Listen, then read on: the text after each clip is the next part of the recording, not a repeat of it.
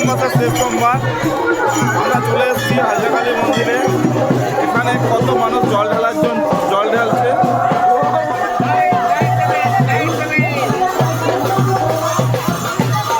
এবারে বহু ভক্তের সমাগম হয়েছে।